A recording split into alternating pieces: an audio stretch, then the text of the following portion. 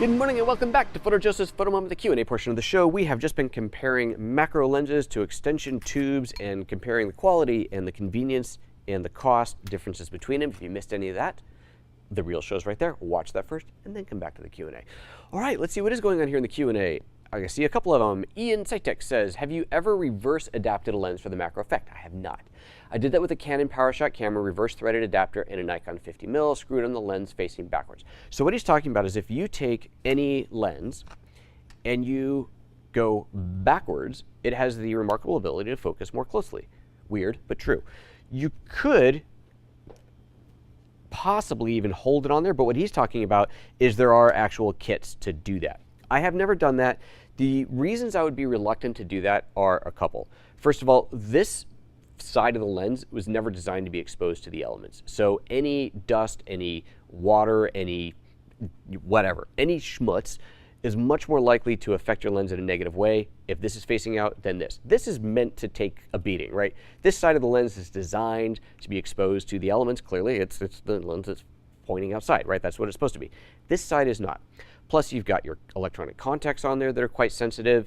If these grips, what do you want to call them, the little arms or whatever they're called on here, were to get banged up, it may no longer fit on your camera properly. So I'd be very reluctant. In a pinch, certainly worth a try.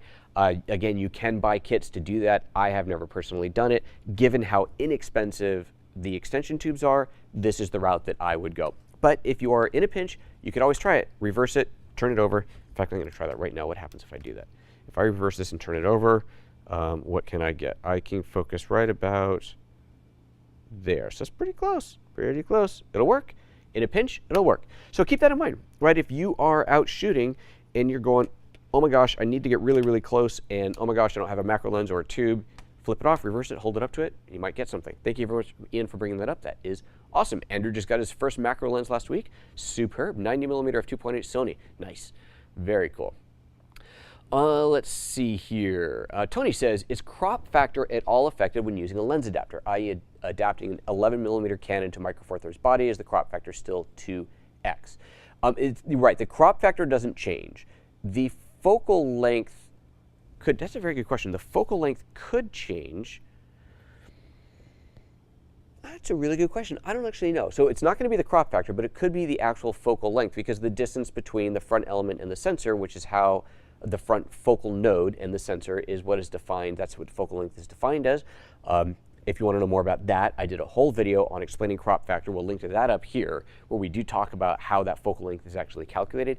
So yes, it would effectively change the focal length, but not the crop factor is 2x. So good question. I don't know. I mean, I guess, well, if it's 10mm, would it change it by 10mm? I guess that would make sense, wouldn't it? Making that 25 a 35 macro, and the 25, hold on, okay, now you really got me thinking. So let me go back to my slides here. The 25, so here's the comparison of the 24mm plus the 25 macro, so that's putting it at a 49mm. Well, no, because that would make that a 49mm, yet this one that was 30 was almost identical. So no, it's not that simple of a math. That is not becoming a 49mm macro lens.